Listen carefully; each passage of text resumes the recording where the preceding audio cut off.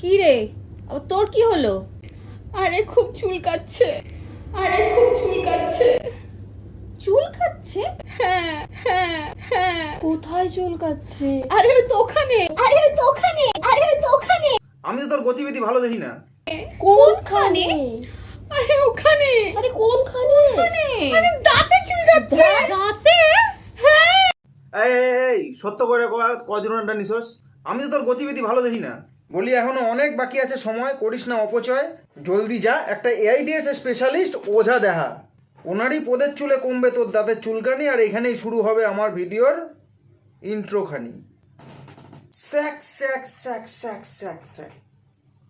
Pen নাম গুরু, চলো ভিডিও করি শুরু। মা, জন্মানোর আগে আমি কোথায় ছিলাম? মা কেন তুই আমার পেটে ছিলি? তুমি আমায় গিলে খেয়ে নিয়েছিলে মা। হ্যাঁ ঠিকই তো। তারপর হেগেছিল, তা থেকে তোর আবির্ভাব হলো, তারপর আমাদের এই নেট দুনিয়ায় এত দুর্গন্ধ ছড়ালো। এবার শুনবো আমরা একটা খুব সুন্দর শায়রি। তুমি খুলবে কন্ডমের প্যাকেটটা, বাবা বাবা আমি খুলবো শাড়ি, বাবা বাবা তারপর মাঝরাতে আমাদের দুজনের চলবে রেলগাড়ি। বাবা বাবা। সবই তো হলো, কিন্তু রেলগাড়ির প্যাসেঞ্জার? ও বুঝেছি, লাইন দেখে মনে হবে যেন দুয়ারে সরকার।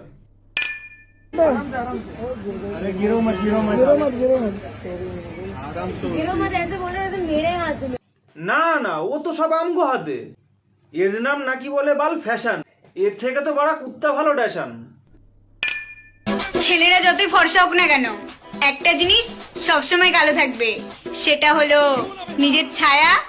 আর আপনি যেটা ভাবছেন এটাও ঠিক। বলি তোমার ছায়াটা কি ফর্সা? আর রইল কথা ওইটা, মনে তো হয় না কেউ করে ভরসা।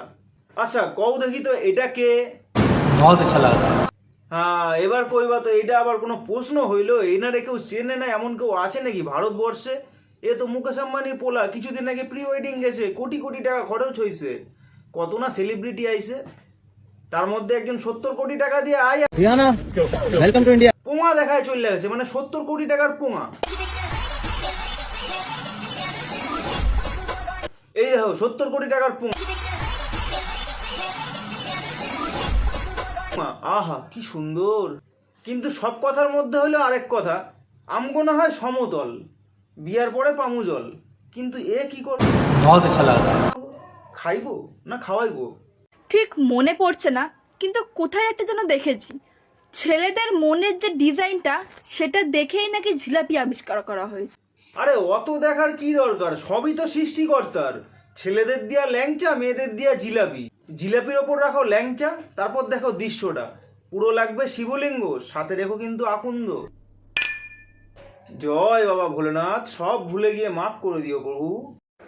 হেলমেট ছাড়া চালাতে দেওয়ার নামই হলো বিশ্বাস। বলি সবাইকে বিশ্বাস করা আবার ভালো না, এআইডিএস তো আর বলে আসে না। কিন্তু হেলমেট পরে কার কার ভালো লাগে আর হেলমেট না পরে কার কার ভালো লাগে কমেন্ট করে জানাও। আমার কিন্তু হেলমেট ছাড়াই ভালো লাগে। এবার বুঝতে পারছি আমাদের দেশে রোগ আর জনসংখ্যা কি করে এত তাড়াতাড়ি বৃদ্ধি পায়। আরে হেলমেট পরেও তো অ্যাক্সিডেন্ট হয়, আর না পরে এ তো আর কিছু বলারই নয়। কোন জিনিস মেয়েদের দুটো আর গরুর চারটে হয়? কি হবে বলো তো? কে কে বলতে পারবে? তাড়াতাড়ি কমেন্ট করে জানাও। আরে কমেন্ট কেন, আমি দেখিয়ে দিচ্ছি। তাইলে গুরু আজকে এখানেই বিদায়, চলো বাই।